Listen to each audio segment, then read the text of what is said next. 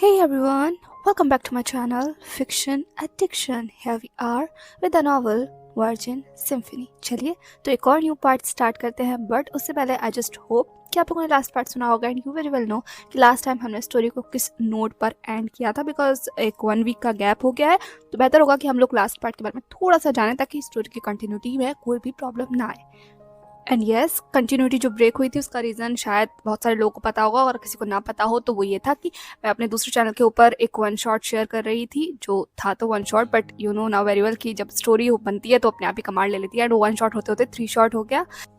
But कोई बात नहीं, गुड न्यूज़ ये है कि वो कंप्लीट हो गया है। तो जिस किसी को भी वो सुनना हो, मतलब जो कोई रह गया हो सुनने से, वो जाकर सेकंड चैनल पर वो सुन सकता है। मैं लिंक नीचे कमेंट सेक्शन के अंदर प्रोवाइड करवा दूंगी या फिर डिस्क्रिप्शन बॉक्स में प्रोवाइड करवा दूंगी, चेक कर लीजिएगा। एंड नॉवल का नाम है husky my white soul and channel है एडिक्शन विद मी। ओके, तो चलिए यहाँ हो गई हमारी अनाउंसमेंट कंप्लीट एंड अब शुरू करते हैं हमारे आज के पार्ट को। लास्ट पार्ट हमने छोड़ा था जहाँ हमने देखा था हमारा कपल थोड़ा रोमांटिक टाइम स्पेंड कर रहा था, और या फिर हम लोग दूसरे शब्दों में कहें तो थोड़ा हैप्पी टाइम स्पेंड कर रहा था, because they really face so much. तो अब खुश होने का तो हक बनता है ना, तो यही कर रहे थे, अपनी हैप्पीनेस को खोज रहे थे। वो बात अलग है कि वो हैप्पीनेस कब तक रहने वाली है कब तक नहीं, ये तो सब कुछ फ्यूचर के गर्त में छुपा हुआ है, बट अभी वो लोग खुश हैं एंड वो लोग डेट पर है। लास्ट पार्ट हमने छोड़ा था जहाँ पर वो लोग डेट पर थे, एक मैजिकल वर्ल्ड के अंदर, एक ऐसे पैराडाइज के अंदर जो खासकर लवर्स के लिए ही बना हुआ है। जान और इबो से ज्यादा इस टाइम पर लव को कौन ही एक्सपीरियंस कर रहा होगा, बिकॉज दोनों के ऊपर एक प्यार का खुमार बहुत गहरा चढ़ा हुआ है, जो और ज्यादा वक्त के साथ गहरा ही हो रहा है। एंड इसी प्यार के खुमार में उन्होंने काफी इंजॉय किया, काफी सारे गेम्स खेले, काफी सारी चीजों को उन्होंने एक्सप्लोर किया। एंड इबो ने अपनी बहुत सारी मनमानी चीजें की, जैसे कि टैटू बनवाना हो, या जान के लिए अपना लव कन्फेशन हो डिफरेंट लैंग्वेजेस के अंदर, एंड या फिर उनका लव पोशन बनवाना हो। या हमने लास्ट पार्ट छोड़ा था जहाँ पर हम एक लव पोशन वाले गेम के अंदर थे, जहाँ पर सारा एंड इबो दोनों ने सॉर्ट ऑफ एक लव पोशन बनाया था, जो काइंड ऑफ दोनों के लिए ही क्वाइट इंटीमेट था। एंड उन्होंने ये भी जाना कि कभी कभी इंटीमेसी की कितनी लेयर्स हो सकती हैं, एंड उन्हीं में से एक लेयर को उन्होंने लिटरली टेस्ट किया था। एंड कहीं ना कहीं उस चीज़ का नशा किस तरीके से उन दोनों के ऊपर छाने वाला है वो तो फ्यूचर बताएगा, पर जान एंड इबो दोनों उसके अंदर डूबे जरूर थे। एंड अब उसी चीज़ का आलम था कि जान उसी पोशन वाली शॉप पर खड़ा हुआ था, बिकॉज उसे कुछ चाहिए था। इबो तो बाहर निकल गया था, लेकिन जान वहाँ खड़ा हुआ था। डेफिनेटली उस शॉपकीपर के सामने जो जान की तरफ कीनली देख रहा था, एंड वे दूसरा जान भी वो भी शार्पली देख रहा था। तो शॉपकीपर ने कहा ठीक है, मैं तुम्हें जरूर दे दूंगा ये कप्स। ये कहते उसने कप की तरफ इशारा किया, दूसरा जान भी उन कप्स की तरफ देखने लगा, वही कप्स जो उसके बेबी हस्बैंड को चाहिए थे। एंड डेफिनेटली जब इबो को कुछ चाहिए तो जान उसे लाने के लिए दुनिया और आसमान एक कर सकता है, एंड फिलहाल वो यही करने के लिए कोशिश कर रहा था। उस शॉपकीपर ने कहा बट इसके लिए तुम्हें कोई कीमत देनी पड़ेगी। इस बात पर जान ने कहा कीमत? इस बात पर शॉपकीपर ने कहा हर चीज की कोई ना कोई कीमत तो होती ही है, तो बोलो क्या तुम इसकी कीमत देने के लिए तैयार हो? ये कहते हुए उन्होंने उस कप को फ्लोट करना शुरू कर दिया था। वो लिटरली जान के अगल बगल चक्कर लगा रहे थे, एंड जान उन कप्स की जगह अब लिटरली शॉपकीपर को ग्लेयर कर रहा था। तो शॉपकीपर ने कहा मेरी तरफ इस तरीके से घूरने की जरूरत नहीं है, मैं तो डर जाऊंगा। इस ओल्ड मैन पर थोड़ा तरस खाओ लिटिल फॉक्स। एंड जैसे ये कहा गया एक पल के साथ थोड़ा सा शॉक्ड हो गया, बिकॉज जहाँ तक उसे पता है वह तो सिर्फ उस ओल्ड मैन ने कहा क्या तुम्हें लगा कि मैं तुम्हें पहचान नहीं पाऊंगा? मैं एक बहुत पुराना खिलाड़ी हूँ इस फील्ड के अंदर, खुशबू से ही पहचान जाता हूँ। एंड जैसे तुम इस शॉप में दाखिल हुए थे मुझे महसूस हो गया था कि तुम बहुत रेयर हो, बहुत मतलब बहुत। ये कहते हुए इंसान की तरफ हल्का सा लीन हुआ, इंसान जैसे पीछे हट जाता है। वह जरूर शॉपकीपर ने कहा पर चिंता मत करो, मेरा कोई बुरा इरादा नहीं है, मैं तो लोगों के अंदर खुशियां बांटता हूँ, उन्हें करीब लेकर आता हूँ, खासकर जब वो लवर्स हो तो बस मेरा यही मकसद है। पर अब जब तुमने मुझसे कुछ डिमांड की है तो देना तो पड़ेगा, तो बताओ क्या तुम तैयार हो? ये कहते वो शॉपकीपर फिर से विजान की तरफ देखने लगा, एंड दूसरा विजान ने डिटरमाइनली उस पर्सन की तरफ देखते हुए कहा मैं देने के लिए तैयार हूँ। इस बात पर शॉपकीपर ने कहा सोच लो। इस बात पर विजान ने कहा सोचने की जरूरत नहीं है, मैं तैयार हूँ, बोलिए आपको क्या चाहिए? ये कहते विजान उनकी तरफ देखने लगा, उस पर्सन ने मुस्कुराते हुए कहा ठीक है फिर अपने वादे से पीछे मत हटना। ये कहते हुए उजान की तरफ देखने लगा, उजान ने उस पूरी के पूरे कैंडी जार को उठाते हुए कहा thank you so very much. इस बात पर शॉपकीपर ने कहा बिल्कुल भी नहीं, थैंक यू करने की कोई जरूरत नहीं है, तुमने कीमत चुकाई है। ये कहते हुए उजान की तरफ देख रहे थे, वही दूसरा उजान ने सिर्फ उस बड़े से जार की तरफ देखा, शॉपकीपर की तरफ देखते हुए कहा फिर भी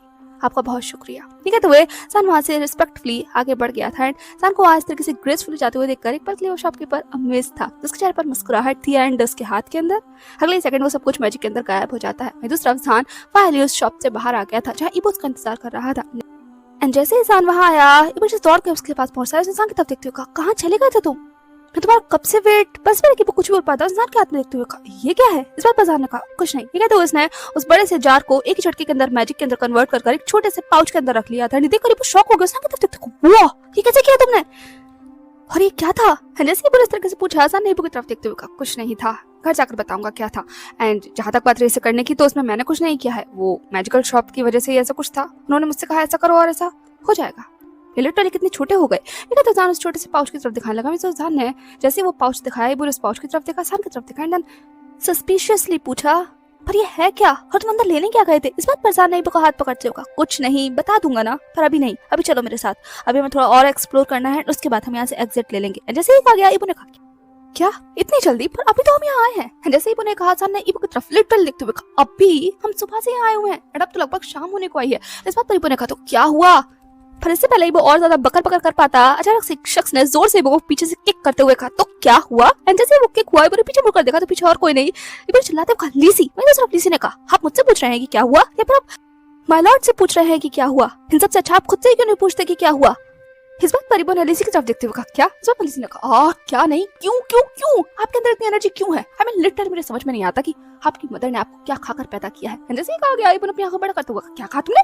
इस बात पर लीसी ने कहा आपने अच्छे से सुना। ये कहते हुए अपने परों से लिटरली इबू के चेहरे के ऊपर 2-3 बार फ्लैप करता है एंड देन सान की कंधे पर जाकर बैठ गया। वहीं दूसरी तरफ लीसी किस तरीके से करने से ऑफ कोर्स इबू को इरिटेशन हुई थी एंड सोचा लीसी की तरफ भागते हुए तुम, पर से पहले कि वो लीसी तक पहुंच पाता सान ने उसके आगे आते हुए कहा बस शांत हो जाओ दोनों को दोनों।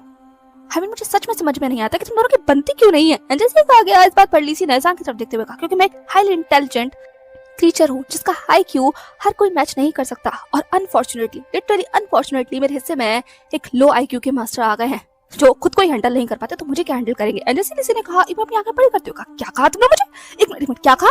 ये तो वो वापस से इंसान का क्रॉस कर लीसी के पास पहुंचने की कोशिश कर रहा था, पर लीसी तो लीसी है, वो अगले सेकंड इंसान से भी उड़कर ऊपर पहुंच चुका था। उसे तरीके से जाते हुए देखकर इबू सिर्फ अपने दांत पीसते हुए कहा तुम सच में एक एरोगेंट इंसान हो, सॉरी एक एरोगेंट क्रीचर हो, इतने छोटे कि अगर मैंने अपने हाथों से कसकर तुम्हें पकड़ लिया ना तो याद रखना मेरी मुट्ठी से निकल नहीं पाओगे। एंड जैसे कहा गया लीसी ने कहा ओह सीरियसली, और अगर मैंने अपने आप को आपकी मुट्ठी में बड़ा कर लिया तो ये बताओ कि आप कहाँ जाओगे। आप और आपकी मुट्ठी दोनों ही नीचे दब जाओगे, वो भी मेरे, क्योंकि शायद आप भूले ना हो तो मैं एक पावरफुल यूनिकॉर्न हूँ। एंड जैसे ही लीसी ने इतना प्राउडली कहा इबू का मुंह देखने लायक था, वजह से बस सिर्फ लीसी की तरफ घूर कर देख रहा था। वही दूसरा लीसी ने कहा क्या हुआ, बोलती बंद हो गई आपकी मास्टर, क्या फिर से मुझे मुट्ठी में पकड़ना चाहोगे। ये कहते हुए लीसी उड़ता हुआ जैसे इबू के सामने आ गया था। लिटरली अगर विजान वक्त रहते लीसी को अपनी मुट्ठी में बंद ना करता तो इबू पक्का उसे खींचकर उसकी चटनी बनाने वाला था। वही दूसरी तरफ विजान ने इबू की तरफ देखते हुए कहा सोचना भी मत। विजान के इतने सारे रिफ्लेक्स को देखकर एक पल के लिए इबू भी शॉक्ड हो गया था। आई मीन सच में विजान ने उसके सारे मूव्स कैलकुलेट कर लिया। फिर दूसरा विजान ने अगले सेकंड लीसी को खोलकर उसकी तरफ देखते हुए कहा तुम ठीक तो हो ना। इस बात पर लीसी ने कहा हाँ मैं तो चकरा ही गया, आई मीन माय लॉर्ड आपने तो डरा दिया। ये कहते हुए वो विजान की तरफ देखने लगा। वही दूसरा विजान से उसके सर को हल्के से पैट कर उसकी तरफ देखने लगा कहीं उसकी इस तरीके से मुट्ठी में बंद करने से उसे चोट तो नहीं लग गई, खासकर उसके फेदर्स को, पर सरप्राइजिंगली लीसी पूरी तरीके से परफेक्ट था। वही दूसरा विजान ने इबू की तरफ देखते हुए कहा कुछ कहना है तुम्हें। इस बात पर इबू ने सिर्फ मुट्ठियां भीजी विजान की तरफ देखा, फिर उस लीसी की तरफ देखा जो अभी भी स्मग लुक दे रहा था उसे। देखकर इबू सिर्फ अपनी मुट्ठियों को बीच कर विजान की तरफ देखते मुझे कुछ नहीं कहना। ये कहते वो अपने पैर पटकता हुआ आगे बढ़ गया था एंड उसे जाते हुए देखकर विजान ने सिर्फ सर झटकते हुए कहा लीसी। इस बात पर लीसी ने अपना वो बेबी फेस बनाते हुए कहा पर माय लॉर्ड मैंने तो कुछ भी नहीं कहा ना, आपने देखा ना।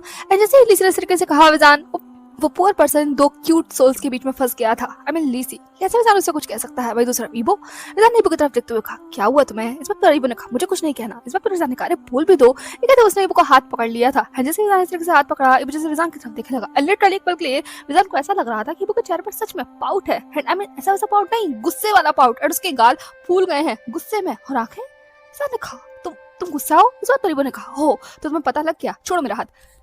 ये कहते हुए इबू ने विजान से अपना हाथ छुड़ा लिया था। लिटरली एक पल से जिस तरीके से इबू ने किया विजान जैसे अपनी जगह पर खड़ा रह जाता है, पर इससे पहले कि वो और ज्यादा आगे जा पाता विजान से उसका हाथ पकड़ते हुए कहा पर हुआ क्या, ये तो सिर्फ बच्चों वाली बातें थी ना। एंड जैसे ही कहा गया वजह बस रुक गया, विजान के साथ देखने लगा। विजान ने कहा ओके ठीक है मैं ये नहीं कहूंगा, पर अब तो लीसी उड़ गया ना। ये कहते हुए विजान आसमान की तरफ देखने लगा जहाँ ऑफ कोर्स लीसी उड़ गया था। वही दूसरी तरफ इबू ने कहीं भी नहीं देखा, उसने विजान की तरफ देखा। विजान ने कहा क्या हुआ, पर इससे पहले कि विजान कुछ बोल पाता इबू ने विजान की फेस में हाथ डाला एंड लिटरली अपने इतना नजदीक खींच लिया कि विजान जैसे पल के लिए हकपका किया। उसने इबू की तरफ देखते कहा अरे। वही दूसरा इबू ने विजान की आंखों में देखते हुए कहा हम बेबी पैदा नहीं करेंगे। जैसे ही कहा गया विजान के सांसें अटक गई। उसने इबू की तरफ देखते हुए कहा क्या। वही दूसरा इबू ने विजान की आंखों में देखते हुए कहा हाँ हम लाइफ टाइम ऐसे ही रहेंगे, no baby no family just me and you forever. अब बारी विजान के चेहरे को देखने लायक थी, वजह से वो सिर्फ ईबो की तरफ देखने लगा। आई मीन इस इंसान की प्रॉब्लम क्या है, इसे कौन से शॉर्ट सर्किट होते रहते हैं। अभी तो हाउस शॉप में कह रहा था कि इसे एक बेबी चाहिए, इनफैक्ट हमेशा कहता रहता है, और अब अचानक से कुछ भी नहीं चाहिए। हमने तो सिर्फ विजान को सिर्फ से देखते हुए देखकर ईबो ने कहा, क्या हुआ, क्या तुम्हें एक बेबी चाहिए? जैसे ही इस तरीके से कहा, विजान एक पल के लिए तो ईबो की तरफ देखता है, लेकिन जैसे ही उसे ईबो की आंखों के अंदर वो मिस्चीवियसनेस नजर आई, अगले सेकंड विजान ने बस ईबो को धक्का देते हुए कहा, तुम भाड़ में जाओ। ठीक है, तो विजान आगे आगे बढ़ रहा था, वजह से चिल्लाते हुए, अरे रुक जाओ, अरे रुको, भाड़ में कैसे जा सकता हूँ मैं, तो तुम्हारा, रुको। ठीक है, तो वो विजान का हाथ पकड़कर बस उसके साथ साथ चल रहा था। वजह से विजान जैसे ईबो की तरफ देखता है, घूरता है, एंड देन अपना फेस आगे कर लेता है। ईबो ने कहा, अब तुम्हें क्या हुआ? इस बात पर विजान ने कहा, हट जाओ मेरे सामने से। इस बात पर कहा, अरे ये कहते हुए उसने विजान का हाथ पकड़ लिया था, विजान की तरफ देखने लगा। विजान ने कहा, हटो मेरे सामने से। इस बात पर ईबो ने कहा, अरे नहीं डार्लिंग, क्या तुम नाराज हो गए? क्या तुम्हें सच में एक बेबी चाहिए? जैसे ही ईबो ने सवाल पूछा, विजान ईबो की तरफ देखते हुए कहा, तुम्हारे दिमाग में चलता क्या रहता है? हाँ, हमें इतने रंग तो शायद कोई गिरगिट भी नहीं बदलता होगा जितने रंग तुम। इससे पहले कि विजान कुछ बोल पाता है, ईबो ने विजान के होठों पर हाथ रखते हुए कहा, जैसे ही ईबो इस तरीके से कहा, विजान सिर्फ बस ईबो की तरफ देखने लगा। ईबो ने उन दोनों के फॉरहेड्स को कनेक्ट कर विजान की आंखों में देखते हुए कहा, डर। विजान ने कहा, क्या? ईबो ने कहा, डर चलता रहता है मेरे दिमाग में, डर कि जो सब कुछ भी मैंने इतनी मेहनत से अर्न किया है, तो मैं अर्न किया है, वो एक दिन आकर कोई इजीली मेरे से ले जाएगा। आई मीन तुम्हारे अटेंशन, तुम्हारा ये प्यार, तुम्हारी ये केयर, जिसके लिए मैंने सब कुछ लगा दिया, उसे एक दिन अचानक से कोई मुझसे ही जुड़ा हुआ हिस्सा आकर ले जाएगा, और मैं फिर से अकेला रह जाऊंगा। और मैं अकेला रहना नहीं चाहता विजान, मैं अकेला रहना। फिर से पहले ईबो कुछ भी बोलता, अगले सेकंड ईबो को फील हुआ कि विजान ने अपनी टेल से ईबो को टाइटली ग्रैब कर लिया। ने सिर्फ ग्रैब किया है, उसकी आंखों में देखते हुए कहा, तुम अकेले नहीं हो। जैसे ही विजान ने कहा, ईबो जैसे एक पल के बस स्टिल हो गया था, उसे विजान की तरफ देख रहा था। वजह विजान ने ईबो की उन आंखों में देखा, एंड देन आंखों से होते होते वो ईबो के उस कॉलर बोन पर पहुंच गया था, जहाँ पर वो निशान नजर आ रहा था। डेफिनेटली वो टैटू जो अभी भी रॉ है, जिसके ऊपर अभी भी वो बैंडेजेस लगी हुई है, लेकिन वो अपनी प्रेजेंस वहाँ दिखा रहा है, एंड यही काफ़ी है विजान के दिल में वो महसूस कराने के लिए। विजान सिर्फ ईबो की तरफ देखते हुए कहा, जो चीज़ एक बार कमा ली जाती है वो बट सकती है पर खो नहीं सकती, और अगर बट भी गई तो भूलना मत, उस पर हक हमेशा कमाने वाले का ही होता है। जिस इंटेंसिटी से विजान ने ईबो की आंखों में देखकर ही कहा था, एक बार ईबो के पूरे शरीर में जैसे एक सरसरी सी दौड़ गई, उसके गूज बम्स खड़े हो चुके थे। वो सिर्फ बस विजान की तरफ देख रहा था, एंड विजान इंटेंसली ईबो की तरफ देख रहा था। कुछ पल के लिए ऐसा लगा जैसे पूरा का पूरा समा थम गया है, सब कुछ थम गया है विजान की आंखों में। तभी ईबो ने ऐसे अपने कपाते हुए होठों से कहा, तो क्या मैंने तुम्हें कमा ली? आई मीन क्या मैंने तुम्हें? ठीक है, तो वे ईबो के शब्द से कांप रहे थे। भाई दूसरा विजान सिर्फ बस ईबो की तरफ देखने लगा। ईबो ने कहा, सानी। ठीक है, तो ईबो मुस्कुराता है। उसकी मुस्कुराहट के अंदर कुछ ऐसा था कि एक पल के लिए विजान सिर्फ जैसे ईबो की तरफ देखने लगा। वह दूसरा ईबो ने अगले सेकंड से विजान को हक कर लिया था, एंड वो हक कुछ ऐसा था जैसे कि ईबो विजान को हक नहीं कर रहा, इनफैक्ट उसकी सोल को टच कर रहा है। एक पल के लिए विजान की बॉडी से थोड़ी सी वही दूसरा ईबो ने अपने पूरे चेहरे को विजान के उस नेक में बरी कर लिया। नहीं सिर्फ पर किया, उसने विजान के कान में विस्पर करते हुए कहा, अगर तुम ऐसी ही आंखों से मेरी तरफ जिंदगी भर देखते रहे तो फिर मुझे कोई दिक्कत नहीं है, एक क्या 1000 बच्चों के साथ भी तुम्हें बांटने की। जैसे ईबो ने ये बात कही, अगले सेकंड जैसे अपने होश में, नहीं सिर्फ होश में, उसने ईबो को जोर से पुश करते हुए कहा, अब तुम सच में भाड़ में जाओ, और 1000 बच्चे, एक काम करो, मशीन खरीद लो। ठीक है, तो विजान ईबो को जोर से धक्का देता हुआ वहां से आगे बढ़ गया था। सिर्फ ईबो चिल्लाते हुए कहा, अरे रुक जाओ, अरे 1000 बच्चों के लिए मशीन खरीदने की क्या जरूरत है? तुम और मैं किस काम आएंगे? अरे विजान रुको तो सही। अच्छा, अगर 1000 बच्चे तुम्हें ज्यादा लग रहा है तो कॉम्प्रोमाइज कर लेंगे, ट्रिपल लाइन पैदा कर लेंगे। जैसे ही इस तरीके से कहा, विजान फिर से उसकी तरफ घूर कर देखा। फिर वो तुरंत अपने हाथों को ऊपर करते हुए, ओके ठीक है, 99 कैसे रहेंगे? अच्छा 9 कैसे रहेंगे? ठीक है, तो वो सिर्फ जैसे अगले सेकंड विजान के सामने आ गया था। वही दूसरा विजान सिर्फ ईबो की तरफ घूर रहा था। एंड देन ईबो ने अपनी पॉकेट में से वो लॉकेट बाहर निकाला, वही लॉकेट जो शॉपकीपर ने दिया था, एंड देन विजान की तरफ बढ़ते हुए कहा, आखिरी में सिर्फ खुद को मुझे दे देना, मुझे कोई फर्क नहीं पड़ता कि हम उसके बाद 2 बने, 3 बने या 4, बस तुम मेरे रहना, ठीक है? ठीक है, तो ईबो ने मुस्कुराते हुए विजान के गले में वो पेंडेंट पहना दिया था। जैसे ही ईबो इस तरीके से किया, विजान सिर्फ बस ईबो की तरफ देखने लगा। ईबो ने विजान के उन बालों को उसके कान के पीछे टक करते हुए कहा, बाय द वे ईजा, तुमने तो बहुत आगे तक का सोच लिया। और मैं तो अभी तक अपने फर्स्ट किस पर ही अटका हुआ हूँ। एंड जैसे ही इस तरीके से कहा विजान का पूरा चेहरा बस लाल हो गया था। एंड देन उसके बाद वो सिर्फ आगे बढ़ने लगा। सिर्फ ने कहा रुक जाओ यार, तुम शर्माते क्यों हो? I mean we are husbands यार, कम ऑन। हम आपस में ये बात नहीं करेंगे तो कौन करेगा? लेकिन तो वो हल्के से विजान के कंधे पर अपना कंधे को बम्प किया। फिर दूसरा विजान से अपना चेहरा जैसे झुका लेता है, पर उसके वो गुलाबी गाल एंड लिटरली उसकी गर्दन तक फैला हुआ ब्लश वो उसे छुप नहीं सकता था। फिर देखकर ये को लिटरली समझ में नहीं आता कि उस इंसान के हाथ के साथ अपने हाथ को ड्रॉइन करते हुए कहा विजान। जैसे ही कहा गया, विजान जैसे एक पल के लिए इबो की तरफ देखता है, पर अगले सेकंड से अपनी निगाहों को फिर झुका लिया था। इबो ने कहा विजान। जैसे ही कहा गया, विजान ने फिर से इबो की तरफ देखा। इस बार उसने अपनी निगाहों को झुकाया नहीं। देखकर इबो ने मुस्कुराते हुए कहा मुझे बताओ, तुमने फ्यूचर के बारे में, एक फैमिली के बारे में क्या सोचा था? इस बात पर विजान जैसे बस इबो की तरफ देखने लगा। इबो ने कहा कम ऑन, आई मीन जितना मैंने सुना है उसके अकॉर्डिंग ओमेगास का एक अलग फैसिनेशन होता है अपने घर परिवार को ना इमेजिन करने का, कि मेरा परिवार कुछ ऐसा होगा वैसा होगा। क्या तुम्हारे बारे में भी ऐसे कुछ ख्याल आते थे, या क्या तुमने भी कोई ऐसा सपना देखा था? जैसे ही बोले सवाल पूछा, एक पल के लिए विजान जैसे सिर्फ इबो की तरफ देखता है। इन द एंड उसने अपना सर झुका दिया था, जैसे कि इबो ने कहा hey I want to hear you but not as a husband, in fact as a soulmate. क्योंकि एक बार के लिए आप अपने हस्बैंड से छुपा सकते हो, पर सोलमेट से मैं नहीं चाहता कि तुम मुझसे कुछ भी छुपाओ Vijan. Just share your heart with me. मैं तुम्हारे सपने को जानना चाहता हूँ, तुम जिंदगी किस नज़र से देखते हो वो पहचानना चाहता हूँ, ताकि मैं। पर से पहले कि वो कुछ भी कह पाता, विजान ने इबो की तरफ देखते हुए कहा अपनी बताओ। इबो ने कहा क्या? विजान ने कहा मेरी बातें तो बहुत बार हो चुकी हैं, एंड मैं अपनी जिंदगी को कैसे देखता हूँ हम फिर किसी और दिन डिस्कस करेंगे। तुम अपनी जिंदगी के बारे में बताओ, तुम क्या चाहते थे, तुमने क्या सोचा था, और उससे भी सबसे जरूरी क्या चाहते हो अपनी जिंदगी से। जैसे ही विजान ने सवाल पूछा, एक पल के लिए सिर्फ विजान की तरफ देखने लगा। भाई दूसरा विजान ने कहा और मैं भी चाहता हूँ कि तुम ये सब कुछ मुझे ऐसा ओमेगा नहीं बल्कि अपने सोलमेट की तरह बताओ। ये कहते हुए विजान जैसे बस रुक गया। जैसे विजान रुका, इबो जैसे बस रुक गया था, विजान की तरफ देखने लगा। उन लोगों के ऊपर वो ब्यूटीफुल फ्लावर्स बह रहे थे। वो एक बड़े से पियोनी ट्री के नीचे खड़े हुए थे, और नहीं सिर्फ वो पियोनी ट्री के नीचे खड़े थे, वहाँ लिटरली एक खामोश लेकिन बहुत खूबसूरत माहौल था। विजान ने वो उस पेड़ के सहारे बैठे हुए थे, ये वो सिर्फ सामने की तरफ देख रहा था। विजान इंतजार कर रहा था। तब अचानक से विजान को फील हुआ कि इबो ने अपना सर जैसे उसकी गोद में रख लिया है। देखते के साथ ही विजान ने कहा तुम्हें नींद आ रही है? इस बात पर इबो ने कहा नहीं, सिर्फ मेरे बालों को सहलाओ।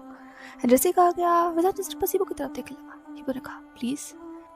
जैसे इबो ने इस तरीके से कहा, विजान का हाथ ऑटोमेटिकली से इबो के बालों में पहुंच चुका था। विजान ने सिर्फ इबो की तरफ देखते हुए कहा प्लीज कहने की जरूरत नहीं है, सिर्फ कहने की जरूरत है। जैसे विजान ने कहा, इबो सिर्फ विजान की तरफ देखने लगा, फिर उसके चेहरे पर एक छोटी सी सही पर खूबसूरत मुस्कुराहट आ जाती है। और उसके बाद इबो सिर्फ उस पेड़ की तरफ देखने लगा जिससे वो फूल झड़ रहे थे।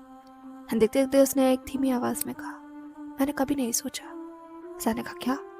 इबो ने कहा मैंने कभी फ्यूचर के बारे में नहीं सोचा। फैमिली ये तो नेक्स्ट टू इम्पॉसिबल थिंग थी। यही कहूँ, मैं कभी चाहता ही नहीं था कि मेरी कोई फैमिली हो, because I hate that word. ये कहते हुए इबो ने वहीं उस पेड़ से झड़ते हुए एक फूल को पकड़ लिया था, और उसकी पत्तियों को जैसे धीरे धीरे कर तोड़ने लगा। और उसे इस तरीके से करते हुए देखकर एक पल के लिए विजान, इबो ने कहा यह सुनकर तुम्हें बहुत अजीब महसूस हो रहा होगा ना, या फिर तुम ये सोच रहे होंगे कि कैसा क्रूअल और सेल्फिश इंसान है। इस बात पर विजान ने इबो के हाथों में से उस फूल को अलग किया, और इबो की तरफ देखते हुए कहा तुम ऐसे कुछ भी नहीं हो। जैसे विजान ने इस तरीके से कहा, इबो जो सिर्फ बस विजान की तरफ देखने लगा। वही दूसरा विजान ने उस फूल की तरफ देखा जिसे इबो ने थोड़ा सा तोड़ दिया था, और उसे सहलाते हुए कहा बल्कि इस फूल की तरह हो। इस बात पर इबो ने कहा क्या? विजान ने कहा तुम इस फूल की तरह हो जैसे लोगों ने इस तरीके से नोच दिया है, उससे खुश होने का हक छीन लिया है, जिसे तोड़ दिया है। पर चाहे किसी ने कुछ भी किया हो, वो इस फूल को फूल रहने से रोक नहीं पाएंगे, उसकी खूबसूरती को छीन नहीं पाएंगे। और तुम में वो खूबसूरती है, तुम्हारे दिल में, जैसे विजान ने इस तरीके से कहा मुझे सिर्फ विजान की तरफ देखने लगा। विजान ने उस फूल को जो ऑलमोस्ट अपनी 2-3 पंखुड़ियां तोड़ बैठा था, ऑफ कोर्स ईबो की वजह से, विजान ने उस फूल को अपनी हथेली में बंद कर ईबो की तरफ देखते हुए कहा, हम दोनों की कहानी कहीं ना कहीं एक जैसी है। हम दोनों ने ही उस चीज को खोया है जिसे कभी पाया ही नहीं था। वो चीज है सपने। मैंने बहुत सपने देखे थे, पर आखिर में पता चला वो सब मेरे फितूर थे। और तुम्हें तो ये हक भी नहीं दिया गया कि तुम कोई सपना देख सको। जैसे विजान ने कहा, ये वजह से बस अपनी निगाहों को झुका लेता है। उसकी आंखों में जैसे ऑटोमेटिकली आंसू आ गए थे, जिसे उसने तुरंत पोंछ लिया। पर विजान, उसकी आंखों से कुछ बचा नहीं रह सकता था। वो सिर्फ ईबो की तरफ देख रहा था, जो बस चुप था, पूरी तरीके से चुप। और ऐसा बहुत कम होता है जब ईबो चुप हो। पर विजान इस चुप्पी के पीछे की वजह जानता है। ईबो बहुत कुछ कहता है, बहुत कुछ, मतलब बहुत कुछ, पर वो कभी भी अपना दिल नहीं कहता। उसका वो दिल जो अभी भी जख्मी है, उसका वो दिल जो एक मासूम बच्चे का है, वो दिल जो विजान ने ईबो के बालों को फिर से सहलाते हुए कहा, सबको सपने देखने का हक है। दुनिया में किसी को भी इतनी ताकत मत दो कि वो तुमसे सपने देखने का हक छीन ले। और जो तुमसे ये सब कुछ छीनने की कोशिश करे, तुम उससे उसका सब कुछ छीन लो। जैसे विजान ने कहा, ईबो जैसे अचानक से विजान की तरफ देखने लगा। एंड देन विजान ने अपनी उन डार्क आई से ईबो की तरफ देखते हुए कहा, और ये मैंने तुमसे सीखा है। घर चले, ये कहते हुए विजान जैसे ईबो की तरफ देखने लगा। एंड ईबो जैसे विजान की तरफ देखने लगा। फिर वो धीमे से मुस्कुराता है। एंड उसने अपने आप को विजान की गोद में समाते हुए कहा, नहीं, थोड़ी देर के लिए ऐसे ही रहने दो मुझे। एंड मुझे सर्दी लग रही है, मुझे कवर कर लो अपनी टेल से। ये कहते हुए ईबो ने विजान का हाथ पकड़कर अपनी आंखों को बंद कर लिया था। एंड जैसे ही ईबो ने कहा, विजान जैसे बस ईबो की तरफ देखने लगा। एंड अपनी टेल्स ओपन करने के लिए वो थोड़ा सा हेजिटेट नजर आ रहा था। पर इससे पहले कि ईबो दोबारा सवाल पूछता, अचानक से एक बड़े से पर ने ईबो को पूरी तरीके से ढक लिया। एंड जैसे ही हुआ, विजान जैसे बस सामने की तरफ देखने लगा। सामने कोई और नहीं, लीसी था, जो बस ईबो के बगल में ही बैठ गया था अपने उस बड़े से अवतार में। उसने अपने परों को पूरी तरीके से खोल लिया था, इस तरीके से कि ऊपर पूरी तरीके से ईबो पर एक कंबल की तरह बैठ गए थे। एंड ये देखकर ईबो ने अपनी आंखें खोली। एंड देन लीसी की तरफ देखा। मैं दूसरी तरफ लीसी ने कहा, चुपचाप सो जाओ, वरना माय लॉर्ड की गोद से भी हटा दूंगा। एंड जैसे ही कहा गया, ईबो ने कहा, तुम? लीसी ने कहा, don't argue and good night, तुम्हें नींद की जरूरत है। ये कहते हुए लीसी जैसे बस ईबो की तरफ देख रहा था। ईबो जैसे बस पर अगले सेकंड जैसे उसने अपनी निगाहों को बंद कर लिया था। एंड देखकर विजान जैसे बस लीसी की तरफ देखने लगा। लीसी ने मुस्कुराकर विजान की तरफ देखते हुए कहा, और आपको भी थोड़ी नींद की जरूरत है माय लॉर्ड, आप आराम कर सकते हैं। ये कहते हुए उसने विजान की तरफ देखता है। विजान बस लीसी की तरफ। परिंदा एंड उसने भी जैसे उस पेड़ से टिकाकर अपनी आंखों को बंद कर लिया था। अब आलम यह था कि विजान अपना सर पेड़ से टिकाकर बैठा हुआ था। उसकी गोद में ईबो था। ईबो को पूरी तरीके से लीसी ने अपने उस पर से कवर कर रखा था। एंड लीसी ने अपने सर को अपने पैरों पर रख रखा था। एक खूबसूरत दृश्य, एक परफेक्ट फैमिली का। पर कभी कभी जो चीज़ परफेक्ट लगती है वो उतनी परफेक्ट होती नहीं है, क्योंकि हर शांति के नीचे कुछ पनप रहा होता है, कुछ ऐसा जो बहुत गहरा होता है, इतना गहरा कि ईबो जैसे बस गहरी नींद में डूबता जा रहा था। क्या ये कहा जाए उसे डुबाया जा रहा था, क्योंकि अगर नींद में नहीं डुबाया जाएगा तो दर्द इतना ज़्यादा हो जाएगा कि शायद उसकी सहने की शक्ति से भी पार हो जाए। पर ऐसा होने नहीं दिया जाएगा, किसी कीमत पर भी नहीं, एटलीस्ट मेरे रहते तो कभी नहीं। ये कहते हुए लीसी जैसे बस सिर्फ ईबो की तरफ देखने लगा। वही दूसरा लीसी के उस पर के नीचे ईबो का वो पूरा शरीर जैसे जलना शुरू कर रहा था। उसके शरीर पर बड़े बड़े निशान थे, वो सारे निशान जो उस लीसी के पूरे पर के नीचे छिप गए थे, दब गए थे, पर वो बढ़ना नहीं रोक पाए थे। वो बढ़ रहे थे दुगनी तिगनी चौगनी रफ्तार से, जैसे पूरे जिस्म पर फैल रहे हों। लगभग फैल ही चुके थे। सिर्फ शरीर का कुछ ही हिस्सा था जो बचा रह गया था, बाकी पूरा शरीर उस तपन में सुलग रहा था।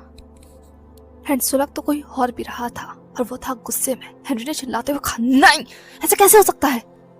ये ऑर्डर पास क्यों नहीं हुआ? कि वो सब लोग भूल गए हैं कि मैं कौन हूँ? एंड जैसे ही हेनरी इतनी जोर से चिल्लाया, उसके सामने खड़े उसके सेक्रेटरी ने अपना सर झुकाते हुए कहा, माफ करना सर। पर इस बात पर हेनरी ने कहा, क्या माफ करना? हाँ, क्या क्या माफ करूं मैं? तुम्हारी इस नाकामी को माफ करूं, या बार बार मेरे दिए हुए हुक्म का जो ये अनादर हो रहा है, इस चीज को माफ करूं? बताओ किस चीज को माफ करूं। ये कहते हुए हेनरी गुस्से में आग बबूला होकर सिर्फ सामने खड़े हुए सेक्रेटरी पर्सन की तरफ देख रहा था। वही दूसरा वो पर्सन सिर्फ अपना सर झुका लेता है। हेनरी ने कहा मैं कुछ पूछ रहा हूँ। ये कहते हुए वो और जोर से चिल्लाता है। हेनरी चिल्लाने की वजह से एक पल के लिए उस पूरे के पूरे रूम की दीवारें हिल गई थी। वही दूसरा वो शख्स डेफिनेटली हेनरी के इतने तेज गुस्से की वजह से एंड उस पूरे कमरे में उसके वो थिक फेरोमोन्स की वजह से अपने आप को संभाल नहीं पाया। वो बस जमीन पे बैठ जाता है घुटनों के बल। हेंदारा उसने सिर्फ हेनरी की तरफ देखते हुए mercy mercy my Lord mercy. ये कहते हुए वजह से उस जान की भीख मांग रहा था जो बस सिर्फ हेनरी के हाथों में थी, क्योंकि अगर वो ऐसा नहीं करेगा तो शायद उसका इस कमरे से जिंदा निकल कर जाना तो शायद इम्पॉसिबल होगा। वही दूसरा हेनरी ने उस शख्स की तरफ देखते हुए कहा तुम्हें क्या लगता है इतनी मनहूस खबर सुनाने के बाद मैं तुम्हें सच में मर्सी दूंगा। ये कहते हुए हेनरी ने जोर से एक चाबुक फेंका। जैसे वो फेंका वो अगले ही सेकंड उस पर्सन की पूरी बॉडी से लिपट चुका था। एंड देन लिपटा ही नहीं, हेनरी ने जोर से उस पर्सन को खींचा, इतनी जोर से खींचा कि वो पर्सन हर चीज से टकराता हुआ हेनरी के पास आकर गिरता है। एंड लिटरली सिर्फ हेनरी की तरफ देखते हुए माय लॉर्ड। इस बात पर हेनरी ने कहा किंग किंग बोलो मुझे किंग। ये कहते हुए उसने उस पर्सन के हाथ पर जोर से अपने उस शूज को रख दिया था। एंड लिटरली उस शूज की हील उस पर्सन की हथेली के अंदर एक गहरा गड्ढा बना रही थी। वही दूसरा उस पर्सन ने सिर्फ हेनरी की तरफ देखा एंड वो बिलबिलाने लगा, तड़पने लगा, पर हेनरी उसकी आंखों में कोई मर्सी नहीं थी। उसने सिर्फ अपने आप को झुकाकर उस पर्सन की आंखों में देखते हुए कहा तुम सब लोग अभी भी मुझे अपना किंग स्वीकार नहीं करते ना, है ना? तुम सब लोगों को अभी भी ऐसा लगता है कि मैं कुछ नहीं हूं तुम लोगों की आंखों में। तभी तो चाहे मैं कोई सा भी ऑर्डर पास कर दूं तुम सब लोग मिलकर उसे रिजेक्ट कर देते हो और बार बार मुझे इस चीज का एहसास दिलाते हो कि मेरे पास अभी भी ताकत की कमी है, उस ताकत की जो तुम सब लोगों को मेरा गुलाम बनाकर रखे।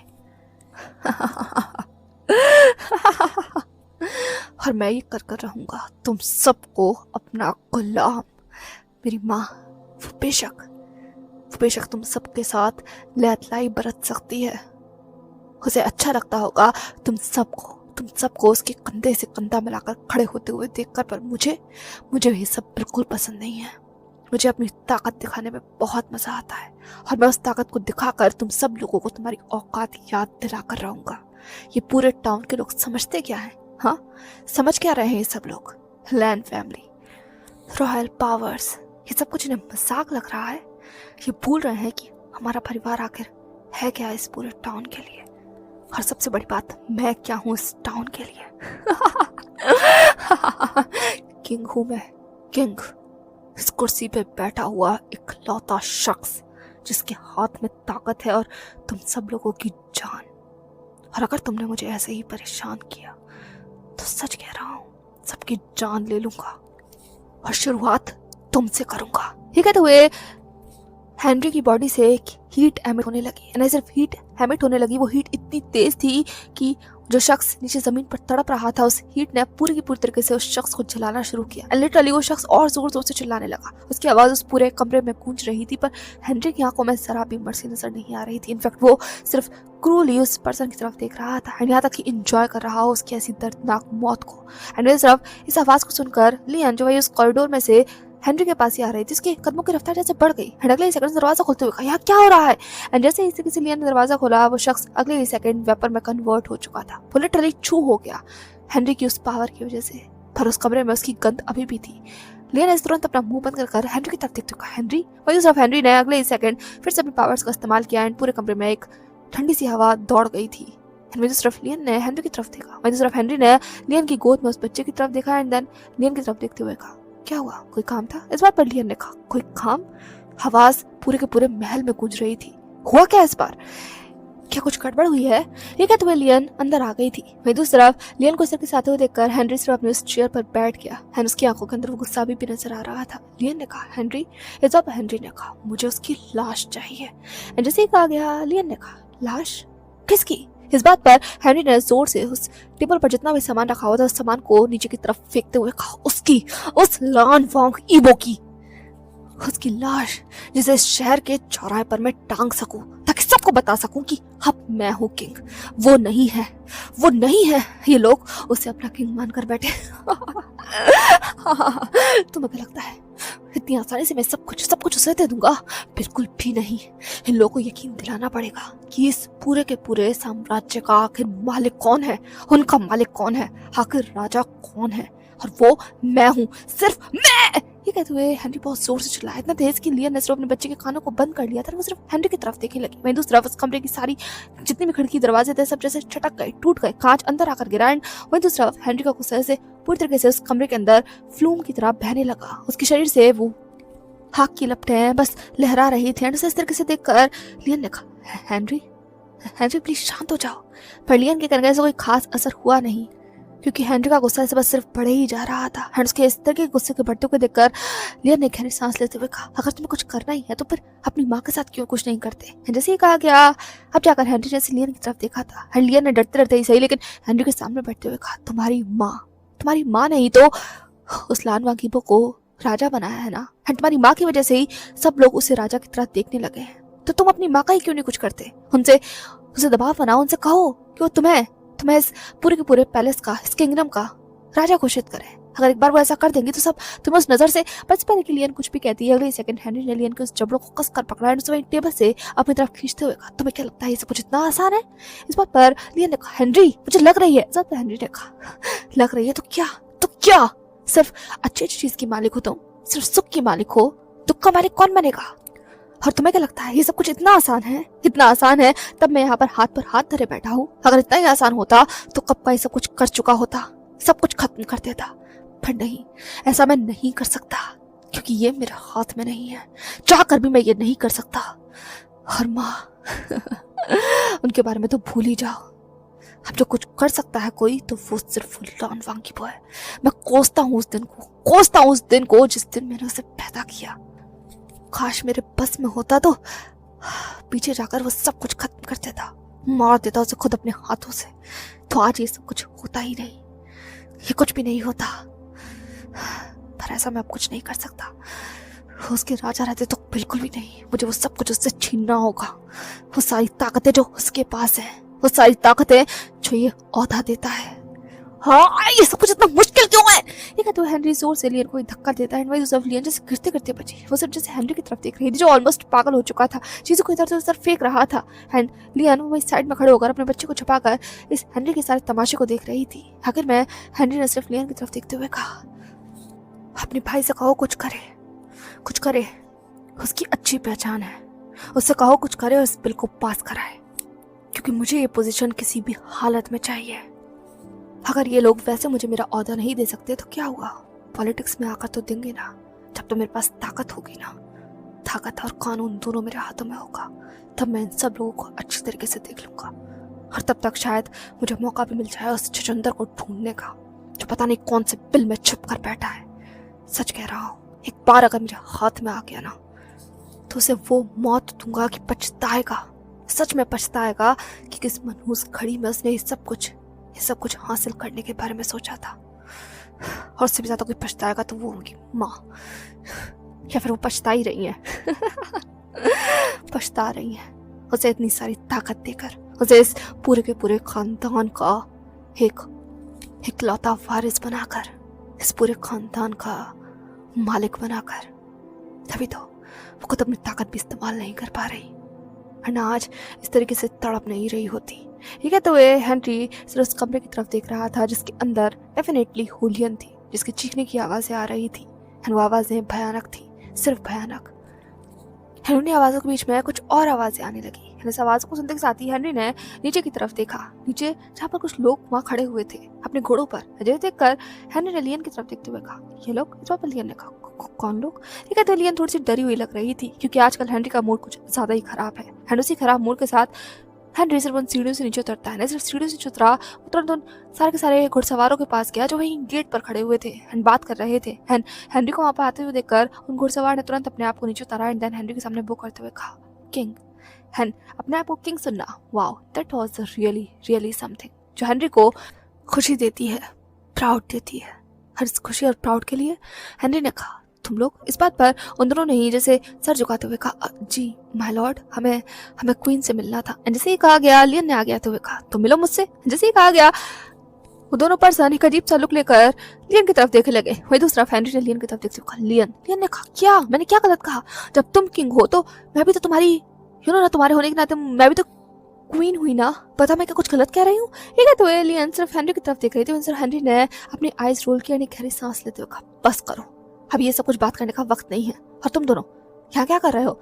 इस बात पर उन दोनों ने अपना सर झुकाते हुए कहा, हम यहाँ पर माय लॉर्ड से मिलने आए थे, कुछ जरूरी देना था। इस बात पर हेनरी ने कहा, कुछ जरूरी?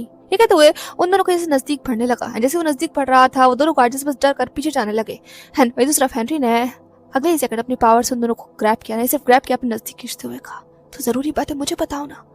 इस पूरे के पूरे महल के सबसे जरूरी इंसान को जरूरी बातें पता होनी चाहिए, और तुम्हें ये भी पता होना चाहिए कि माँ की एब्सेंस में उनसे जुड़ी हर चीज को मैं संभाल रहा हूँ। तुम जानते हो ना, आजकल वो थोड़ी बीमार है। ये कहते हुए उसने उन दोनों की पर्सन की तरफ देखा। वही दूसरा, वो दोनों पर्सन जैसे अभी भी थोड़े से डिलेमा में नजर आ रहे थे, सकपका रहे थे, डर रहे थे। एंड उनके इस तरीके के बर्ताव को देखकर हेनरी को गुस्सा तो बहुत आ रहा था। मन तो ऐसा कर रहा था इन दोनों की गर्दन यही तोड़ दे, पर उसे जानना था, क्योंकि जहां तक उसे पता है ये दोनों के दोनों गार्ड्स हुलियन के बहुत खास हैं, खुफिया हैं, क्योंकि जो ड्रेस उन्होंने पहना हुआ है वो उन्हीं गार्ड्स के पास होता है जो बहुत खुफिया काम पर लगे होते हैं। एंड इस टाइम पर जितना ज्यादा हेनरी इस बात को अपने आप से सोचने से मना कर रहा है कि वो ना सोचे, लेकिन वो भी जानता है हुलियन वो अभी भी कुछ तो उससे छुपा रही है। अपनी सारी ताकत लगाकर वो भी उसे ढूंढने की कोशिश कर रही है, उस लान वांग इबो को। एंड उसे ढूंढने के लिए इन लोगों से बेहतर। एंड जैसे ही ख्याल हेनरी के दिमाग में आया, उसने और ज्यादा उन दोनों को अपने नजदीक खींचते हुए कहा, मैं कुछ पूछ रहा हूँ, तुम्हें यकीन नहीं आ रहा कि माँ ने ऐसा कहा है कि सब कुछ मुझे बताना होगा? क्योंकि हाथ से मतलब जानते हो तुम लोग कि मैं ही किंग हूँ। ये कहते हुए हेनरी उन दोनों की तरफ देखने लगा। उन लोगों की आंखों में भी अपने लिए डिसअपॉइंटमेंट देखकर कहीं ना कहीं वो ट्रस्ट ना देखकर हेनरी को गुस्सा तो बहुत आ रहा था, पर अगले सेकंड उसने गहरी सांस लेते हुए कहा, ठीक है कोई बात नहीं, मैं तुम्हें प्रूफ देता हूँ। एंड जैसे ही हेनरी ने कहा, तुम जैसे एक दूसरे की तरफ एंड देन हेनरी की तरफ देखने लगे। वहीं हेनरी ने अपनी पॉकेट में से वो स्टैम्प बाहर निकाली, रॉयल स्टैम्प जो हुलियन की है। एंड स्टैम्प को हेनरी के हाथों में देखकर एक पल के लिए वो दोनों गार्ड जैसे अगले सेकंड में जैसे हेनरी के पैरों में बैठ गए। एंड दोनों ने अपना सर झुकाते हुए कहा, sorry my lord, I am really sorry, we are sorry. इस बात पर हेनरी ने कहा, कोई बात नहीं, अब तुम लोग को पता लग ही गया है कि माँ की सारी जिम्मेदारी मेरे ऊपर है, तो चलो अब बताओ यहाँ क्यों आए थे, क्या कहना है माँ से? माँ की तबीयत थोड़ी खराब है, तो उनकी एब्सेंस में मैं ही हूँ जो सब कुछ संभाल रहा हूँ, क्या कुछ खास इन्फॉर्मेशन है? ये कहते हुए हेनरी उन दोनों की तरफ देखने लगा। एंड दूसरा, वो दोनों अभी भी थोड़े हेजिटेट तो थे, लेकिन इन द एंड वो स्टैम्प हेनरी के हाथों में देखकर इन द एंड उन लोगों को सिर्फ एक गहरी सांस लिया। एंड देन उस पैकेट को बाहर निकाला जिसे वो छुपा रहे थे। जैसे ही वो पैकेट नजर आया, हेनरी ने अगले सेकंड उस पैकेट को छीनते हुए कहा, ये क्या है? हाँ, ये कहते हुए जल्दी जल्दी उस पैकेट को खोलने लगा। वही दूसरा, उन दोनों ने जैसे फाइनली अपने सर को झुकाकर धीमी आवाज में कहा, ये आई मीन माय लॉर्ड ने हमें ये ढूंढने के लिए कहा था। जैसे ही कहा गया, हेनरी ने कहा, ढूंढने के लिए? ये कहते हुए उसने इन द एंड उस पैकेट को खोल दिया। जैसे ही खोला, उसके अंदर से कुछ न्यूज़पेपर्स निकले थे। न्यूज़पेपर्स को देखकर उसने उन दोनों की तरफ देखते हुए कहा, पेपर्स? ये सब कुछ तुम छुपा रहे थे? ये सड़े हुए पेपर्स? ये कहते उन पेपर्स को इधर उधर करने लगा। एंड उस पेपर को इधर करने के बाद भी उसे उसमें कुछ खास नजर नहीं आया। एंड देखकर हेनरी का जैसे खून खोल गया। आई मीन सच में इतनी बकवास उसने सिर्फ सड़े हुए पेपर्स के लिए की, वो भी ऐसे पेपर्स जो उसकी खुद की भाषा में नहीं है। एंड हेनरी को इस तरह से करते हुए देखकर उन दोनों कार से खड़े होते कहा, अरे सर प्लीज आप इस तरीके से बिगाड़िए मत। एंड जैसे कहा गया, हेनरी ने कहा, क्या कहा तुमने? कुछ कहा तुमने? ये कहते हुए उन दोनों गार्ड्स के ऊपर अपनी पावर से वो स्ट्रेंथ लपेट देता है। जैसे ही किया गया, वो तो जैसे बस एक पल के लिए जकड़ गए थे, लेकिन एंड उन दोनों नहीं जैसे हेनरी की तरफ देखते, सर प्लीज उन्हें बिगाड़िए मत। इस बात पर हेनरी ने कहा, ऐसा क्या खास है इन कागजों के अंदर जो मैं बिगाड़ू ना? हाँ, ऐसा क्या खास है इसके अंदर? मुझे तो कुछ भी नजर नहीं आ रहा। और माँ को ये शौक कब से लग गया दूसरी भाषा में अखबार पढ़ने का? ये कहते हुए हेनरी उस न्यूज़पेपर की तरफ देखने लगा। वही दूसरा, उन दोनों में से एक शख्स ने चिल्लाते हुए कहा, अरे सर वो उस न्यूज़पेपर आई मीन वो न्यूज़पेपर ऐसा वैसा नहीं है। सब हेनरी ने कहा, क्या? तभी दूसरे पर्सन ने कहा, अरे दरअसल उसके अंदर एक न्यूज़ है। जैसे ही कहा गया, हेनरी ने कहा, न्यूज़? ठीक है, तो अब उसका इंटरेस्ट जैसे उस अखबारों में आ गया था। न्यूज़ तो इस पेपर में बहुत सारी है, पर कौन सी न्यूज़ की बात हो रही है? हेनरी ने कहा, कौन सी न्यूज़? इस बात पर उनमें से एक पर्सन सिर्फ गल्प किया, एक धीमी आवाज में कहा, मास्टर लैन को लेकर। जैसे ही कहा गया, दैट वाज द मोमेंट जब हेनरी के सारे सेंसेस जाकर एक जगह पर कलेक्ट हो गए थे। उसने अगले सेकंड उस पर्सन को उसकी कॉलर से पकड़ के खींचा, नहीं सिर्फ खींचा, उसे अपने नजदीक लाते हुए कहा, क्या कहा तुमने? इस बात में वो पर्सन जैसे एक पल के लिए डर गया था, लेकिन दैट सिर्फ गल्प कर हेनरी की तरफ देखते हुए कहा, मास्टर लैन। जैसे ही कहा गया, हेनरी ने तुरंत उस पर्सन को वही जमीन पर फेंका, नहीं सिर्फ फेंका, अगले सेकंड उसके हाथ पर वापस अपने बूट को रखते हुए कहा, पहली बात तो किसी को भी मेरे अलावा मास्टर बुलाना बंद करो, क्योंकि मेरे रहते यहाँ सारे के सारे लान सिर्फ नौकर हैं और सिर्फ एक ही यहाँ पर मास्टर है और वो मैं हूँ। और अब बताओ मुझे, कौन से लान की बात कर रहे हो तुम? हाँ, और मैं वही नाम सुनना चाहता हूँ जो मैं सोच रहा हूँ। क्या वही नाम है? ये कहते हुए हेनरी जैसे स्कैरीली उन दोनों की तरफ झुकने लगा। वहीं दूसरा वो दोनों पर्सन जैसे बस दूर जाने लगे, पर वो कितना ही दूर जा सकते थे क्योंकि हेनरी इस टाइम पर फुल फोर्स में था। इन द एंड वो लोग बस सिर्फ हेनरी की तरफ देख रहे थे डर के। वहीं सिर्फ हेनरी ने कहा, मैं कुछ पूछ रहा हूँ और मुझे इंतजार पसंद नहीं है, जल्दी बोलो, इससे पहले मैं तुम दोनों की जान ले लूं। ठीक है, तो हेनरी ने अपना वो बड़ी सी पावर का ग्लोब बस उठा ही दिया था। अगर एक और सेकंड लेट हो जाता तो शायद वो ग्लोब मार भी देता। एंड जैसे ही नजर आया वो दोनों बस काम करने अगली सेंट चिल्लाते हुए, mamma master, I mean junior land, ये लाल रंगी बुक के बारे में है। जैसे ही कहा गया हेनरी जैसे अपनी जगह पर रुक गया था। उसके फेशियल एक्सप्रेशन जैसे और स्कैरी हो गए। उसने तुरंत झुकते हुए कहा, क्या कहा तुमने, क्या कहा तुमने सच में अभी भी उसका नाम लिया? इस बात में वो दो शख्स जैसे बस डर कर हेनरी की तरफ निकले। हेनरी ने कहा, मैंने कुछ पूछा है, जवाब दो, क्या तुमने अभी भी उसका नाम लिया? क्या सच में उसके बारे में? कहाँ है उसके बारे में? ये कहते हुए अखबार जैसे बस खींच कर ले आया था। एंड वही दूसरा कहीं ना कहीं लियन मेरे बस कांप रही थी, लेकिन इन द एंड ईबो का नाम सुनकर जैसे उसका भी इंटरेस्ट आ गया था, इसलिए वो भी जैसे पास आ गई। वही दूसरा वो शख्स जैसे बस डरते डरते उन अखबारों को इधर उधर किया। एंड देन उस खबर की तरफ हेनरी की तरफ दिखाते हुए कहा, ये हमें लगता है कि यही मास्टर लैन, आई मीन लानवांगी वो है। माय लॉर्ड ने हमें बताया था कि क्या क्या सिम्टम्स हो सकता है। अगर ये सारी चीज़ें किसी इंसान के अंदर नजर आए तो वो इंसान लानवांगी वो होगा, और ये सब कुछ इस इंसान से मिलता है। तो हमें ऐसा लगता है कि यही मास्टर लान है। जैसे ही कहा गया हेनरी सिर्फ बस उस अखबार को लेकर खड़ा हो जाता है। हेनरी टली एक पल के लिए उसका पूरा शरीर से चलना शुरू कर चुका था उस तस्वीर को देखते के साथ ही। हेनरी सिर्फ तस्वीर को, उस खबर को पढ़ते के साथ भी एक पल के लिए उसे ऐसा लग रहा था जैसे कि तो क्या सच में तुम हो? हाँ, क्या सच में तुम हो? तो इंतजार खत्म हो गया मेरा? यहाँ छुप कर बैठे हो यहाँ छुप कर बैठे हो, पर फिक्र मत करो, ज्यादा लंबे वक्त तक छुप कर बैठ नहीं पाओगे क्योंकि उल्टी गिनती शुरू हो चुकी है। पता करो ये कहाँ है। यही एक मिनट, इस खबर को यहाँ लेकर आया तो इसका मतलब तुम्हें पता होगा ये कहाँ है। तो बताओ ये कहाँ है। ये कहते हुए हेनरी ने उन दोनों शख्स की तरफ देखा। वो दो शख्स जैसे बस सिर्फ उसके पैरों में गिर जाते हैं, बिल्कुल वैसे जैसे कि हीबो था। हीबो भी जैसे उछलता कूदता उस सागर के पैरों में गिर चुका था। लिटरली उसने उस पूरे के पूरे समंदर के अंदर अपने आप को डुबाते हुए कहा, वो सीरियसली यहाँ पर समंदर है? उजान देखो ना, माय गॉड देखो ये सी वाटर है। ये तो वो उस समंदर के अंदर आगे की तरफ बढ़ गया था, नहीं सिर्फ बढ़ गया था, उसने समंदर के पानी को उजान की तरफ दिखाते हुए कहा, देखो तुम्हें यकीन आ रहा है? ओ माय गॉड, मुझे तो यकीन नहीं आ रहा है, इस बर्फ के समंदर के अंदर ये समंदर भी हो सकता है। हमें मुझे तो सच में बिल्कुल नहीं लगा था कि हम लोग कभी बीच देख पाएंगे, क्योंकि यहाँ पर ऐसा कुछ होता ही नहीं है। पर ओ माय गॉड मुझे तो यकीन नहीं आ रहा है। ये तो वो सिर्फ बस आगे बढ़े जा रहा था। लिटरली वो उछल रहा था, कूद रहा था। इस तरीके से उछलते कूदते हुए देखकर लिसी ने बस विजान के कंधों पर बैठते हुए कहा, सही बताइए माय लॉर्ड, ऐसी क्या मजबूरी थी जो आपने इन जैसे शख्स से शादी की? जैसे ही कहा गया विजान ने घूर कर लिसी की तरफ देखा। लिसी ने कहा, बुरा मत मानिए, मैं बस ये कह रहा हूँ कि माय लॉर्ड इतने समझदार, इतने शांत, इतने ज्यादा इतने सेंसिबल पर्सन, और आपके हस्बैंड इतने बचकाने। एक पल के लिए मुझे ऐसा लगता है कि उनके सामने वो 2 साल का बच्चा भी ज्यादा समझदार है जो अपनी माँ के बगल में चुपचाप खड़ा हुआ है। आपको नहीं लगता ऐसा? ये तो लिसी ने विजान की तरफ देखा। विजान का चेहरा देखने लायक था। उसने लिसी की तरफ देखा, ईबो की तरफ देखते हुए कहा, मुझसे सवाल पूछने से अच्छा तुम खुद से सवाल पूछो कि अगर वो इतना ही चाइल्डिश है और वो इतना ही चाइल्डिश पर्सन है तो फिर वो तुम्हारा मास्टर कैसे बना? जैसे विजान ने सवाल पूछा, लिसी एक पल के लिए चुप रहता है, लेकिन अगले सेकंड में सिर्फ विजान के कंधे पर अपने कंधे को जस्ट झुकाते हुए कहा, माय लॉर्ड, क्या ये आपका तरीका है अपने हस्बैंड को इंटेलिजेंट बोलने का, उसे प्रेस करने का? एंड जैसे ही लिसी ने कहा, विजान का पूरा चेहरा लाल हो गया था। पर अगले सेकंड उसने लिसी को अपने कंधों से उड़ाते हुए कहा, ऐसा कुछ भी नहीं है। इस बात पर लिसी ने से चहकते हुए विजान के सामने नाचते हुए कहा, पर मुझे तो ऐसा लगता है ऐसा ही है। कम ऑन माय लॉर्ड, आप झूठ नहीं बोल सकते, ऐसा ही है ना? आप प्रेस कर रहे हैं ना मेरे मास्टर को? हम सच में प्रेस कर रहे हैं ना? एंड जैसे लिसी से किसी नाचने लगा, विजान ने लिसी की तरफ देखते हुए कहा, अच्छा, अगर मैं प्रेस कर भी रहा हूँ तो तुम कब से उसकी प्रेस में इतना खुश होने लगे जो इस तरीके से नाचने लगे? जैसे विजान ने कहा, लिसी ने कहा, हाँ, अरे नहीं माय लॉर्ड, ऐसा कुछ नहीं है, मैं कोई नाच नहीं रहा हूँ, क्योंकि नाच तो सिर्फ एक ही शख्स रहा, और वो लिसी ने सामने की तरफ देखा जहाँ पर लानवांगी वो सिर्फ समंदर के अंदर अपने पैरों को डालकर झूल रहा था। इस तरीके से करते हुए देखकर लिसी ने कहा, आपको क्या लगता है? पर इस पर किसान कुछ भी क्या पता, इबन चिल्लाते हुए कहा, विजान वहाँ क्या कर रहे हो?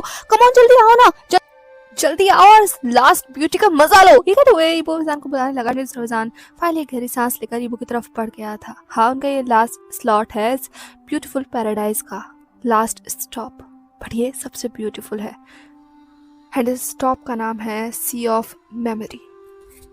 एंड यही होता है, जैसे ही आप इस समंदर में अपना कदम रखते हो, कदम रखते के साथ ही हर कदम दर कदम आपकी खूबसूरत यादें बनना शुरू हो जाती हैं। वो सारी खूबसूरत यादें जो आपने इस ब्यूटीफुल पैराडाइज के अंदर बनाई हैं। जैसे ही विजान ने अपना पैर रखा एंड ईबो के हाथों के साथ उसका हाथ इंटवाइन हुआ, एक पल के लिए ईबो एंड विजान दोनों बस चौंक गए थे एंड वो बस उस समंदर पर देखने लगे। जैसे जैसे वो आगे बढ़ रहे थे उनके सामने एक पाथवे क्रिएट होता जा रहा था एंड उस पाथवे के अंदर आज का पूरा दिन था। जिस तरीके से उन्होंने यहाँ एंट्री ली, जिस तरीके से उन्होंने पहली स्टॉल पर जाकर सब कुछ देखा, फिर अगली स्टॉल पर, फिर देन दूसरे तीसरे चौथे, पूरा का पूरा दिन किस तरीके से उन्होंने गुजारा, वो सब कुछ उस पाथवे पर बनता जा रहा था। फोटो दर फोटो रास्ता आगे बढ़ता जा रहा था। वही दूसरा जैसे जैसे वो रास्ता आगे बनता जा रहा था, ईबो और मिजान दोनों की आंखें जैसे बस चमक रही थी, चेहरे पर मुस्कुराहट थी, दोनों बस एक दूसरे की तरफ देख रहे थे एंड ये कह रहे थे कि ये वाला फोटो मिजान तुमने देखा, तुम किस तरीके से हंस रहे थे, ओह माय गॉड मिजान ये वाला फोटोग्राफ देखो, देखो तुम कितने फनी लग रहे हो। ये कहते हुए जैसे ईबो ने कहा, विजान ने कहा मैं फनी लग रहा हूँ और इसके बारे में तुम्हारा क्या कहना है। ये कहते हुए विजान ने भी एक फोटोग्राफ की तरफ इशारा किया एंड इस तरफ ईबो ने कहा नहीं नहीं नहीं मैं बिल्कुल भी अच्छा नहीं लग रहा, ये वाला फोटोग्राफ देखो विजान, तुम वो वाला मत देखो, ओह माय गॉड ये फोटो यहाँ पर है ही क्यों, ओह माय गॉड ये वाला फोटोग्राफ, हो शिट शिट ये वाला। ये कहते हुए फिर ज्यादा देखने लगा, फिर विजान भी दिखाने लगा एंड जैसे वो दिखा रहे थे वो लोग बस आगे बढ़ते जा रहे थे एंड वो लोग अकेले नहीं थे, यहाँ पर उनके जैसे और भी बहुत सारे कपल्स थे एंड सारी कपल्स की ऐसी मेमोरीज के वो पाथवे बन रहे थे। सब अपनी अपनी दुनिया में उस पाथवे में आगे बढ़ रहे थे एंड जैसे वो आगे बढ़ रहे थे सब लोग बस एक दूसरे के और नजदीक आए जा रहे थे एंड मेरी दूसरा फलीसी वो सब कुछ बस ऊपर से देखकर एंजॉय कर रहा था। उसकी आंखों में एक चमक थी, चमक विजान एंड ईबो को इस तरीके से देखकर लिटरली चमक तो विजान एंड ईबो की आंखों में भी आ गई थी। जैसे ही उनका वो पाथवे एंड होता है लिटरली उनके सामने एक ब्यूटीफुल सी एल्बम अपेयर हो गई थी एंड उस एल्बम का कलर था ईबो एंड विजान दोनों की आंखों के जैसा एंड उस एल्बम को देखकर एक पल के लिए विजान एंड ईबो दोनों शॉक्ड हो गए। दोनों बस एक दूसरे की तरफ देखते हैं लेकिन इन द एंड उन्होंने अपने कांपते हुए हाथों से उस एल्बम को छुआ। जैसे ही छुआ वो एल्बम अचानक से बस खुल गई। जैसे ही खुली पहले पेज को देखते के साथ ही दोनों की सांसें अटक गई। वो पहला पेज था जब ईबो और विजान ने वो फोटोग्राफ क्लिक कराया था एंड इसके बाद 3 4 चौथे 5 जितने सारे पेजेस को पलटा गया, उन सारे पेजेस के अंदर वही सारे फोटोग्राफ्स थे जो सारे फोटोग्राफ्स इसी पाथवे पर अभी अभी उकेर रहे थे एंड यहाँ पर उस पूरे एल्बम के अंदर लगा दिए गए थे। एंड ये देखकर ईबो ने विजान के साथ देख तो कहा my God sweetheart, I mean विजान, सब पर विजान ने कहा ये तो पूरी हमारी आई मीन आज के इस पूरे दिन को ये एल्बम, इस सब ने कहा हाँ इन्होंने एल्बम बना कर दी है। आई मीन वाह यार ये तो सच में इतना ब्यूटीफुल था, अब तो मैं इसे जिंदगी भर याद रखने वाला हूँ। याद तो छोड़ो, मुझे तो लगा था कि ये सारे मोमेंट्स मुझे सिर्फ अपनी यादों में याद रखने पड़ेंगे, पर इनकी ऐसे फिजिकल कॉपी मिली कि मैंने कभी ये सच में कितना खूबसूरत है विजान। इसीलिए मैं हमेशा से यहाँ आना चाहता था, पर मुझे कभी पता नहीं था कि मेरा सपना इस तरीके से पूरा होगा। तुमने मेरा सपना पूरा कर दिया विजान, thank you so much darling, thank you so much. हमारी शादी की एल्बम ना बन सकी तो क्या हुआ, पर हमारी यादों की पहली एल्बम, हमारी यादों के थैंक यू। ये कहते हुए वो अगले सेकंड बस ऐसे विजान को हक कर लेता है एंड दूसरा एक पल के लिए विजान थोड़ा फ्रोज तो था लेकिन इन द एंड वो जैसे ईबो की खुशी को महसूस कर सकता था एंड यहाँ पर सिर्फ ईबो ही खुश नहीं था, खुद विजान भी खुश था। वो टली आज यहाँ पर आकर बहुत बहुत बहुत खुश हुआ है एंड उसे तो याद भी नहीं है कि अपनी जिंदगी में इससे ज्यादा खुश आज से पहले कब हुआ था, क्योंकि आज से पहले हमेशा से उसकी खुशी के अंदर कुछ ना कुछ अधूरापन रहता था, पर यहाँ उसकी खुशी में कोई अधूरापन नहीं था। आज वो अपने आप को एक डिफरेंट काइंड ऑफ तरीके से कंप्लीट फील कर रहा था। वो भी तब जब ईबो इस तरीके से उसका हाथ पकड़कर उसके साथ साथ आगे बढ़ रहा था एंड अब वो लोग फाइनली उस पैराडाइज के आखिरी छोर पर आ गए थे एंड वो छोर था यहाँ से बाहर निकलने का एंड यहाँ से बाहर निकलने पर एक पल के लिए तो जैसे हल्का सा इमोशनल फील कर रहे थे, बिकॉज आज उन्होंने कुछ ज़्यादा ही ब्यूटीफुल इमोशंस को फील किया है एंड कहीं ना कहीं दोनों के मन में बस ये था कि यहाँ से जाना क्यों ज़रूरी है। काश कितना अच्छा होता अगर वो यहीं रह जाते, यहीं इस खूबसूरत सी दुनिया में। पर हर चीज़ जो शुरू होती है उसे ख़त्म तो होना ही होगा ना, चाहे वो कितनी ही खूबसूरत क्यों ना हो। आखिर मैं अपने घर तो लौटना ही होगा ना। इसी नोट के साथ ईबो और विजान आखिरी बार उस ब्यूटीफुल से पैराडाइज की तरफ देखते हैं, एक दूसरे की तरफ देखते हैं, फिर इन द एंड नोट कर वो उस दरवाजे से बाहर निकल गए थे एंड जैसे ही बाहर निकले वो पूरी की पूरी दुनिया जैसे धीरे धीरे कर फेड होने लगी, क्योंकि यही यहाँ का रूल है। एक बार अगर आप बाहर निकल गए तो आपको फिर कुछ भी नजर नहीं आएगा, सब कुछ आपकी आंखों के सामने धुंधला हो जाएगा, आपके सामने होते हुए भी सब कुछ गायब हो जाएगा। पर जो गायब नहीं होगा वो था ईबो ने विजान के हाथों में देखा एंड विजान ने ईबो के हाथों में, एंड दोनों के हाथों में ही वो ब्यूटीफुल सी एल्बम थी एंड उसके अलावा वो सारी चीज़ें जो उन्होंने इस ब्यूटीफुल पैराडाइज से खरीदी थी एंड उससे भी ज़्यादा कुछ था तो वो था वो इमोशंस एंड डेफिनेटली वो यादें जो शायद उन्हें ज़िंदगी भर याद रहने वाली है, जो शायद सबसे बेशकीमती होने वाली है, क्योंकि हो भी क्यों ना ये उनकी ज़िंदगी की पहली, ओके ठीक है पहली ना सही दूसरी तीसरी पर सबसे खूबसूरत यादों में से एक है एंड इसे वो लोग लाइफ टाइम याद रखेंगे, है ना। विजान ने ईबो की तरफ देखा एंड वही तरफ ईबो ने चेकते हुए कहा बोलो ना, याद रखोगे ना हमेशा। इस बात पर विजान ने कहा, तुम याद रखोगे? इस बात पर इबो ने विजान के हाथ को कसकर पकड़ते हुए कहा, ऑफ कोर्स, मरते दम तक याद रखूंगा।